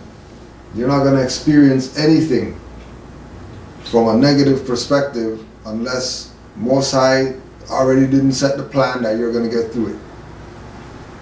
And if you don't get through it, that's just because you didn't have enough courage, and, you know, you need to get your honor up because you were meant to get through everything, no matter what it is. you know. So if there's nothing else, I just want to say, you know, honors to you Moors for you know, wanting to come home. You know what I mean? High honors to Sis for, you know, making the forum available, because this is what we gotta do. You know what I mean? This is what we gotta do. We can't anymore rely on, you know, $5,000 lectures and all that type of stuff. You know, we gotta just do what we gotta do. You know what I mean? Get this information to the people so they can take what the noble prophet brought and save themselves. You know what I'm saying? So, I don't know if you guys have any closing remarks or comments or anything like that. I just want to say thank you for answering the call, brother. No problem at all, sis. No problem. You know, you already know. You already know. This is what we do, right? I want to say thank you for, you know, just sharing your knowledge. No problem. I take the time to share knowledge, you know. Some people are selfish and they just hoard knowledge. That doesn't do anybody any good to hoard it, you know. Yeah. Well, I mean, you know, a lot of it too is because I had, you know, that's my teachers. You know what I mean? Because that's how they put it on me. So I'm just giving it back the same way that I got it. Because you know, all these books that you see me showing or whatever, you know, I ain't pay no 500 notes or nothing for any of these books or whatever. You know what I mean? You know, like a lot of the stuff I got just in bartering because of the whole music, because I do music and stuff like that. So, you know, we just trade stuff. You know what I mean? So I'm not gonna trade something and then come back and go sell it, because I know how powerful Allah is, and she doesn't play really when you when you do messed up stuff. You know what I'm saying? But you know, and all my teachers are, you know, a select few outside of those 6 sites. I mean, like, select few. You know, I don't really stray from those 6 sites right there. And those are people who I could reach out to anytime, and you know what I mean, they'll give me their ear. So I can't, you know, keep my mouth closed for other people's ears. You know what I mean? I gotta do the same way, just like I got it. You know. So if not, we'll do this. We'll close out with the prayer, just so since it's Holy Day today, you know what I mean, we can close out properly, close out on the right frequency. I should have started with the prayer, but you know, I got caught up. You know, you guys had me on in the you guys had me in the race car. You know what I mean, switching gears and thing. So we could we could rise and just close out with the prayer. The Moorish American prayer, you can get that on the site as well, on all the sites that we referenced. So 5 on the left, 2 on the right. Feet at a 45-degree angle, 90-degree angle. Pardon me. Allah, the Father of the universe, Father of love, truth, peace, freedom, and justice. Allah is my protector, my guide, and my salvation, by night and by day, through His holy prophet, noble Juali. Islam, Islam, Islam. Islam, Islam. Peace, Moors. Appreciate y'all. Appreciate you too. Thank you. We're gonna do this again. Yeah, we're gonna do this again. All right. And anytime, just let me know, and when we got it. I'll get with you. All right. Y'all have a good night. Thank you. Good night. All right. Peace and love.